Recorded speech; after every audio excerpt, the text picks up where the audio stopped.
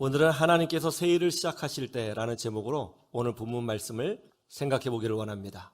우리 다음 주부터 이제 교회에서 식사하죠. 언제 식사할까 이거 정하려고 했을 때 우리 장로님들이 그렇게 말씀하시더라고요. 목사님, 추석 지나고 하시죠. 그렇게 하시더라고요. 우리나라 사람들은 항상 그렇게 얘기를 해요. 아들아, 이제 좀 뭐 좀 해야 되지 않겠느냐? 예, 설 지나고 하죠. 아유, 이사 가야 되는데 언제쯤 갈까요? 추석 지나고 가야죠. 그렇게 이야기하죠. 그렇죠? 그리고 또 우리 연초에 새해가 되면 이제 올해는 성경 일독해야지 또 결단하죠. 그래서 한국 사람에게는 새롭게 마음을 결단하는 날이 3번 있어요. 새해와 설날과 그리고 추석. 한국 사람들은 3-4번이죠.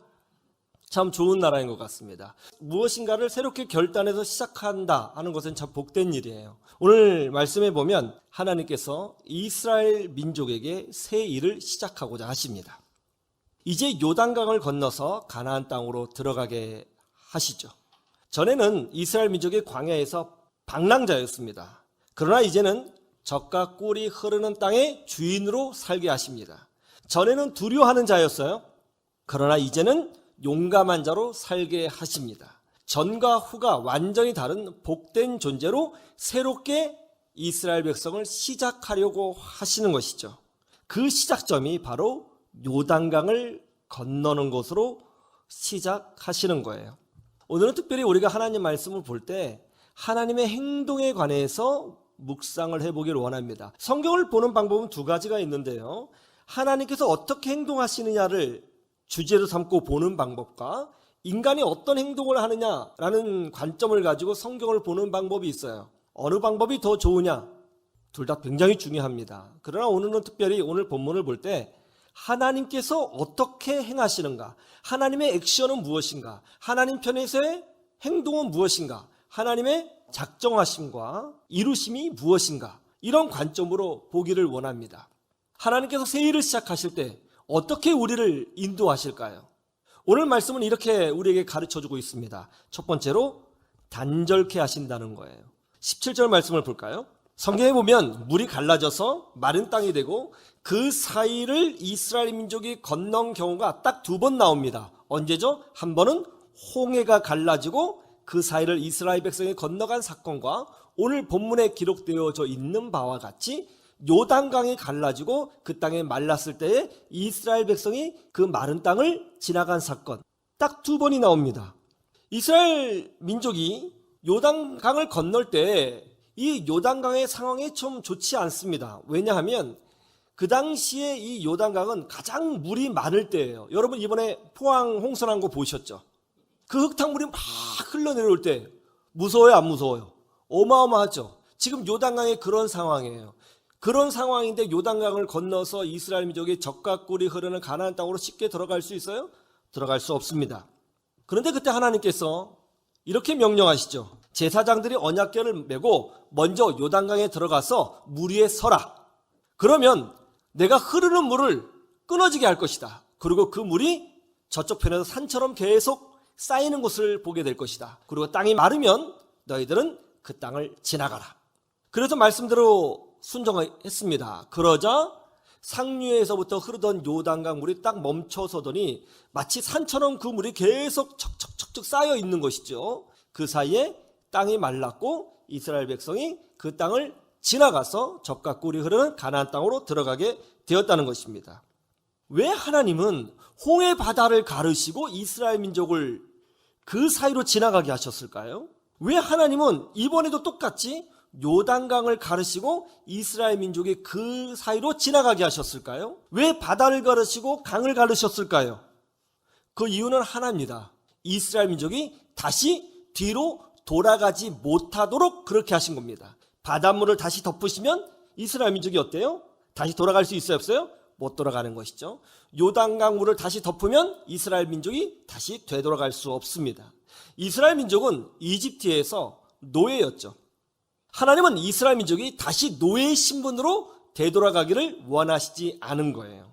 다시 노예로 돌아가지 말라는 것이죠. 비록 광야의 삶이 힘들고 어렵고 고난이 있지만 그것 때문에 너희들이 짜증난다고 해서 다시 노예로 되돌아가지 말아라. 단절시키신 것입니다. 이번에도 마찬가지입니다. 요단강 사건도 마찬가지죠. 이스라엘 백성은 광야에서 집도 없이 방황하던 자였습니다. 그때 이스라엘 백성은 불순종했어요. 불평했습니다. 그리고 불신앙을 보여줬죠. 그래서 방황하는 자가 되었습니다. 하나님께서 요단강을 가르시고 이스라엘 민족을 그 안으로 지나가게 하신 이유가 뭐라고요? 다시 그 광야의 삶으로 되돌아가지 말아라. 방황하는 자로, 불평하는 자로, 불신앙의 모습으로 되돌아가지 말아라. 과거의 모습으로 되돌아가지 말아라.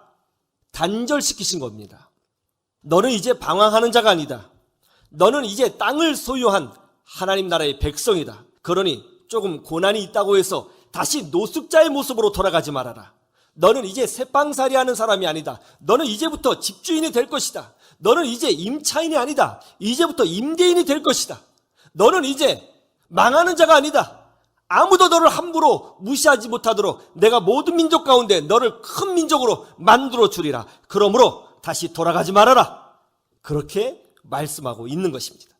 하나님께서 우리 인생에 단절을 주실 때가 있습니다.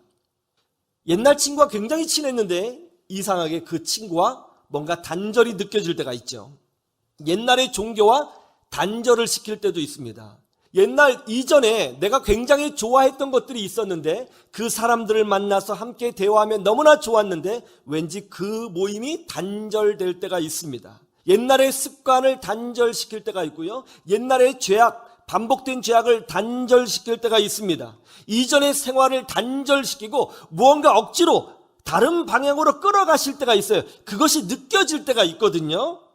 그때 우리는 깨달아야 됩니다. 아, 하나님이 이제부터 내 인생을 새롭게 시작하시려고 하시는 거구나. 내 인생은 새롭게 시작되겠구나. 하나님이 일하시기 시작하셨구나 하는 것을 깨달아야 되는 것이죠. 그래서 이렇게 하나님께서 일하실 때는 이런 일들이 벌어져요. 그전에 그렇게 재미있었던 세상 일이 이상하게도 재미가 없습니다. 그전에는 그 친구들이 그렇게 좋았는데 그 친구들과 모여서 대화하면 시간 가는 줄 몰랐는데 이상하게도 만나면 대화거리가 없어요. 기쁘지가 않습니다. 그전에는 그 일을 할 때는 그렇게 행복하고 즐거웠는데 이상하게도 이제는 교회 오는 것이 훨씬 더 재미있고 예배 드리는 것이 훨씬 더 재미있고 공부를 하면 질색하려 하던 데가 성경 공부가 너무 재미있어지는 것이죠. 뭔가 내 인생에 영적인 지각이 일어납니다. 이전과 지금의 삶이 조금 달라지는 것을 경험하는 것이죠. 하나님은 이런 식으로 우리 인생에 새로운 일을 시작하실 때에 단절을 시키시는 것입니다. 과거의 모습과 단절시키시는 하나님, 그 하나님이 여러분 인생 가운데 느껴지세요? 그러면 내가 옛날 것을 잃어버렸구나 이렇게 안타까워할 것이 아니라 오히려 기뻐하셔야 돼요. 왜요? 하나님께서 여러분 인생 가운데 새로운 축복을 시작하신 거예요. 새로운 것을 시작하신 거예요. 놀라운 권능을 시작하신 거예요. 믿으시기를 주님의 이름으로 축원합니다. 그런 하나님의 음성을 들으셔야 됩니다. 그럴 때 기뻐하셔야 되는 것입니다. 이전의 삶과 이후의 삶이 달라지도록 새빵살이에서 집주인으로, 임차인에서 임대인으로, 방황하는 자에서 적과 꿀이 흐르는 땅을 소유한 자로, 소망이 없던 자에서 소망이 있는 자로, 괄시받는 민족에서 쓰임받는 민족으로 전혀 다른 인생을 살게 되는 것이죠. 이렇게 하나님께서 새로운 것을 내 안에 시작하실 때에 항상 단절을 시키시는 거예요. 제가 아이를 셋이나 낳았죠. 저는 국가에 크게 기여한 사람입니다. 사실 나이만 더 젊었다면 축구팀을 만들 수도 있었는데, 제가 아이를 낳았는데요. 첫째, 둘째, 셋째 아이를 낳았는데 첫째, 둘째 아이 때는 그런 경험이 없었습니다. 근데 셋째 아이 때는 특별한 경험을 했습니다. 아이가 태어났는데 놀랍게도 밖에서 기다리고 있는 나에게 간호사가 찾아와서 놀라운 요구를 하더라고요. 탯줄을 아빠가 끊어야 된다는 것입니다. 그 제가 왜 끊어야 되냐고 물어봤더니 빨리 와서 끊으라는 거예요. 안 끊겠다고 했습니다. 저 왜 들어갑니까 그게? 알아서 하시라고. 그랬더니 막 화를 내더라고요. 아빠가 그러면 어떡하느냐고. 핸드폰 들고 와서 사진도 찍고 그러라고. 그래서 이거 어떡하지? 들어가서 제가 탯줄을 끊었어요. 처음으로. 근데 좀 이렇게 걱정되더라고요. 잘못 끊으면 어떡할까. 근데 뭐 다 알아서 조치를 했겠죠. 그러나 제가 이제 탯줄을 딱 끊었는데 딱 잘라지는 순간 그런 생각이 들더라고요. 아, 이제 이 아이는 탯줄을 통해서 숨을 쉬지 않고 탯줄을 통해서 영양분을 보충받는 것이 아니라 자기 힘으로 숨을 쉬고 입으로 영양분을 얻는구나. 완전히 새로운 존재, 복된 존재, 새로운 생명이 되었구나 하는 것을 제가 느꼈습니다. 마찬가지예요. 하나님께서는 우리에게 새로운 생명을 시작하실 때, 새로운 인생을 시작하실 때 항상 요단강의 홍해의 탯줄에 단절을 보여주시는 것입니다. 내 인생에 이런 단절이 있나요? 과거의 습관과의 단절이 있나요? 과거의 아픔과의 단절이 있나요? 기뻐하세요. 하나님께서 여러분에게 새로운 일을 시작하고 계시다는 증거가 되는 것입니다. 이 은혜를 누리시기를 주님의 이름으로 축원합니다.